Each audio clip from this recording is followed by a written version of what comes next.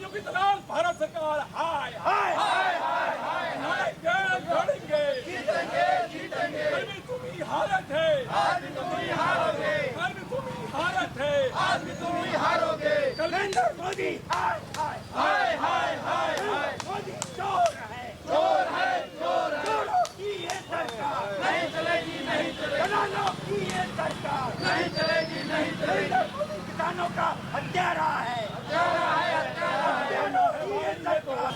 ये राजीव शांत मेरा नाम है। मैं उत्तर प्रदेश खेत मजदूर का सचिव हूँ प्रदेश का। और आज जो पूरे देश के पैमाने पर कृषि बिल के विरोध में आंदोलन हो रहा है और कृषि बिल को वापस लेने की हमारी मांग है, इससे नीचे हमारा कोई समझौता नहीं है। जब तक कृषि बिल वापस नहीं होंगे तब तक हमारा ये आंदोलन जारी रहेगा। दिल्ली के अंदर इस समय लगभग 4 से 5 लाख किसान वहाँ पे मौजूद हैं। वहाँ भी आंदोलन चल रहा है। 10 से 5 बजे तक वहाँ पे भूख हड़ताल चलेगी और पूरे देश के अंदर जिला मुख्यालयों पर इन कृषि बिल को वापस लेने की मांग को लेकर यह धरना प्रदर्शन हो रहे हैं। उसी के तहत हम लोग यहाँ पर इकट्ठा होकर ये ज्ञापन देने आए हैं, जो कि राष्ट्रपति महोदय को संबोधित ज्ञापन है।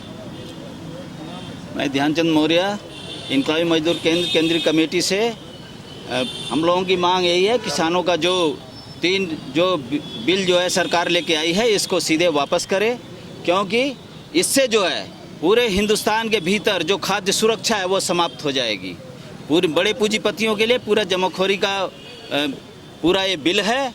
और किसान जो अभी आत्महत्या कर रहे हैं, हर साल 12-12 हज़ार किसान आत्महत्याएं कर रहे हैं।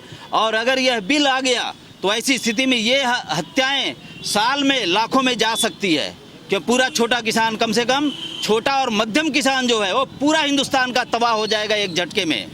और ऐसी स्थिति में गोदाम जो है वो किसानों के पास है नहीं। ये जो अंबानी, अडानी या इस तरह के जो बड़े बड़े पूंजीपति हैं, ये अपना जो है गोदामों में माल पूरा भरेंगे, इसको एक्सपोर्ट करेंगे, हिंदुस्तान की आम जनता को पूरे दाम पे, जैसे जितने में एक्सपोर्ट करेंगे उसी दाम पे हिंदुस्तान में भी देने की कोशिश करेंगे। ऐसी स्थिति में हिंदुस्तान का चाहे वो गरीब मजदूर हो, चाहे वो गरीब किसान हो या कोई भी मेहनत कश हो, वह हिंदुस्तान में जीना उसका मुश्किल हो जाएगा। इसलिए इस बिल को बिल्कुल वापस होना चाहिए।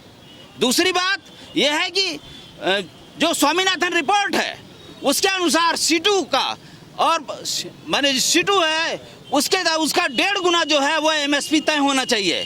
दूसरे गवर्नमेंट को चाहिए कि मैंने किसानों की ये मांग है, चाहे वो प्राइवेट को दे या किसी को भी दे, लेकिन खरीदारी जो है एमएसपी के 1.5 गुना, एमएसपी से नीचे किसी भी हालत में खरीदारी नहीं होनी चाहिए।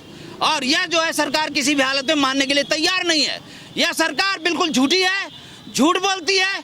पहले तो ये कहती है कि तीनों बिल हम किसानों के फायदे के लिए लेके आए हैं, लेकिन किसान ये बोलता है भाई ये तय कर दो, ये वो बोल रहे हैं कि एमएसपी तो हम तय ही करते हैं, लेकिन बात यह गारंटी तो दो एमएसपी से नीचे खरीदारी नहीं होगी।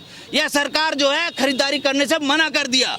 दूसरी बात यह है कि किसान अपनी मांगों को लेकर के गए थे और वहाँ पर सीधे जो तोमर है, कृषि मंत्री जो है वह अमित शाह, इन लोगों ने सीधे कह दिया कि जो है कि हम केवल जो हमें रखने के लिए 4 करोड़ टन अनाज की ज़रूरत है हम उतना ही खरीदारी करेंगे, लेकिन किसानों की जो उत्पादन है उसको पूरा खरीदने के लिए तैयार नहीं है। और किसान इस मांग पे अड़े हुए हैं और यह मांग लेकर ही वो रहेंगे, क्योंकि इस किसानों के बिल के साथ तबाही केवल किसानों की नहीं है, बल्कि मेहनत कश, चाहे वो मजदूर हो, चाहे वो खेत मजदूर हो, चाहे वो ऑटो वाला हो, कोई भी हो, सभी की तबाही इसके साथ शामिल है। इसीलिए किसानों के साथ साथ लगातार किसानों की संख्या बढ़ती जा रही है दिल्ली के चारों ओर, और उसके साथ साथ दूसरे मेहनत कश तबके भी लगातार वहां इकट्ठे हो रहे हैं। अंत में सरकार को मजबूर होकर इसे वापस ही लेने पड़ेगा। इससे नीचे किसानों का कोई समझौता नहीं होगा। इसी के समर्थन में हम लोग यह जो है ज्ञापन आज जो है वो दे रहे हैं।